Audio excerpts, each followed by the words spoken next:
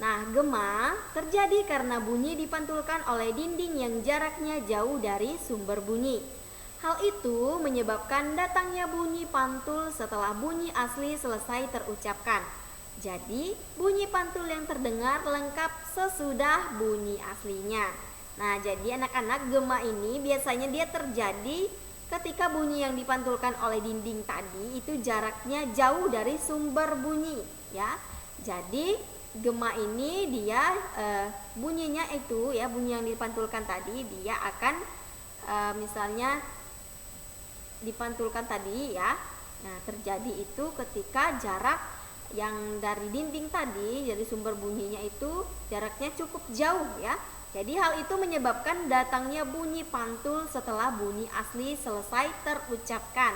Jadi bunyi pantul yang terdengar lengkap sesudah bunyi aslinya. Oke, yang selanjutnya itu perbedaan antara apa tadi? Antara gaung atau kerdam dan gema ya. Nah, anak-anak, selain itu, gema sering terjadi di gua-gua ya, lembah-lembah dan bukit-bukit yang jaraknya jauh serta permukaannya keras dan rapat. Selain itu, gema juga dapat dipergunakan untuk mengukur kedalaman jurang atau gua. Nah, anak-anak, biasanya ya kalau orang yang mendaki gunung misalnya atau masuk ke dalam sebuah gua, mereka mencari temannya. Nah, untuk misalnya mereka mendapatkan sinyal atau tahu di mana keberadaan teman-temannya tadi ya, mereka bisa berteriak di dalam gua. Nah, jadi gema ini sering terjadi di gua-gua atau di lembah-lembah, kemudian di bukit juga yang jaraknya itu jauh serta permukaannya itu keras dan rapat. Jadi tidak ada sirkulasi udara ya, maksudnya rapat sekali tertutup ya. Jadi selain itu gema juga dapat dipergunakan untuk mengukur kedalaman jurang atau gua tersebut ya.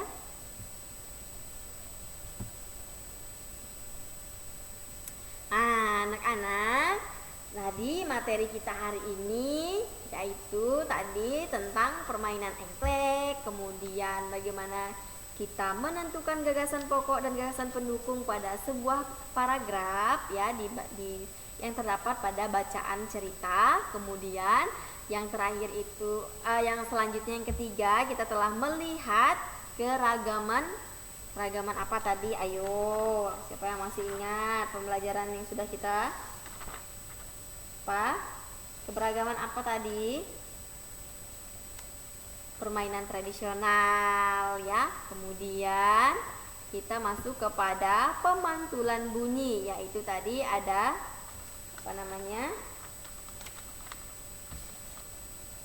Nah, di pemantulan bunyi itu ada macam-macam bunyi. Yang pertama itu gaung atau kerdam, kemudian yang kedua itu adalah gema ya. Jadi anak-anak nanti bisa belajar lagi di rumah tentang pembelajaran kita hari ini ya. Di pembelajaran yang ketiga kita sudah belajar tentang permainan engklek, kemudian bagaimana cara memainkannya, ada berapa jumlah pemainnya, dan ada gerakan apa saja yang harus kita kuasai untuk bermain engklek tadi. Kemudian yang kedua kita sudah membaca bersama-sama ya cerita.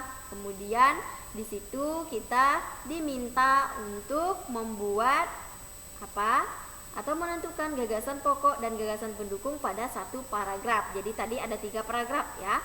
Nah, kita sudah menjawab setiap paragraf ya, paragraf 1, paragraf 2, paragraf yang ketiga ya.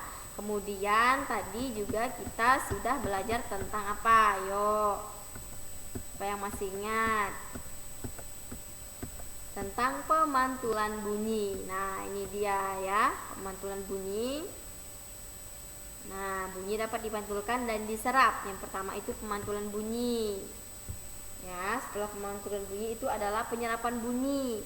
Kemudian ada berbagai macam macam-macam bunyi pantul ya, itu ada gaung dan kerdam, kemudian ada gema ya. Jadi anak-anak bisa catat nanti materi-materi pentingnya ya untuk kalian belajar di rumah masing-masing ya. Nah, kalau kalian masih ada materi yang belum kalian pahami ya, kalian bisa bertanya langsung kepada ibu melalui Misalnya chat pribadi lewat WA ya, kemudian lewat WA juga bisa kalian menggunakan voice note ya. Nanti kalian tinggal hubungi, kalian chat ibu saja apa saja materi yang belum kalian pahami ya. Nanti ibu akan jelaskan kembali kepada kalian ya.